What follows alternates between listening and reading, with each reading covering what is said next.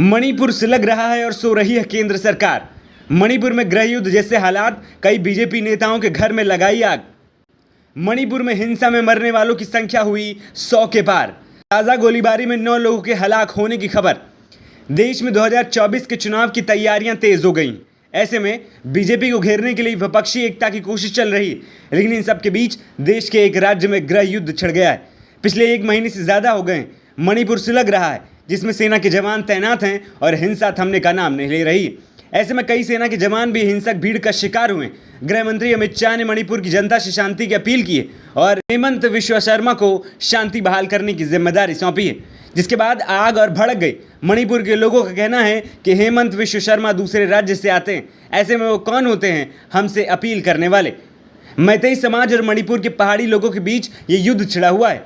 1 महीने से ज़्यादा हो जाने के बावजूद केंद्र सरकार अब तक इस हिंसक झड़प को कंट्रोल नहीं कर पाई, जबकि हिंसक झड़प में कई बीजेपी नेताओं के घर को आग के हवाले कर दिया गया है। हाल ही में बीजेपी के प्रदेश अध्यक्ष के घर में उपद्रवी लोगों द्वारा आग लगा दी गई। इससे पहले भी कई बीजेपी नेताओं के घर पर आगजनी हुई थी। ऐसे में मणिपुर में भारतीय जनता पार्टी के नेताओं के लिए खतरा बना हुआ है। मणिपुर में एक बार फिर हालत बेकाबू होते दिख रहे हैं। पुलिस और सेना से जुड़े सूत्रों से मिली जानकारी के मुताबिक मणिपुर के विष्णुपुर जिले के क्वाक्टा और चूराचांदपुर जिले में कुछ जगहों पर ऑटोमेटिक हथियार से फायरिंग करने की घटनाएं भी सामने आईं। शुक्रवार रात से रुक रुक कर की जा रही फायरिंग शनिवार सुबह तक जारी रही। वहीं उपद्रवियों ने शनिवार को लांगोल में एक खाली मकान में आग लगा दी। प्रभावित इलाकों में भीड़ को इकट्ठा करने और तोड़फोड़ करने की घटनाएं भी सामने आईं। कई इलाकों में हालात को बिगड़ता देख सेना, Assam rifles, rapid action force और राज्य पुलिस ने संयुक्त रूप से इम्फाल ईस्ट में आधी रात तक फ्लैग मार्च निकाला। सुरक्षा बलों को सूचना मिली थी कि मणिपुर विश्वविद्यालय के पास भी भीड़ जमा हो रही है। रात 10:40 तक थोंगूज के पास 200 से 300 लोग जमा हो गए और स्थानीय विधायक के आवास पर तोड़फोड़ करने का प्रयास करने लगे। हालांकि बाद में आरएएफ ने भीड़ को तितर बितर कर दिया।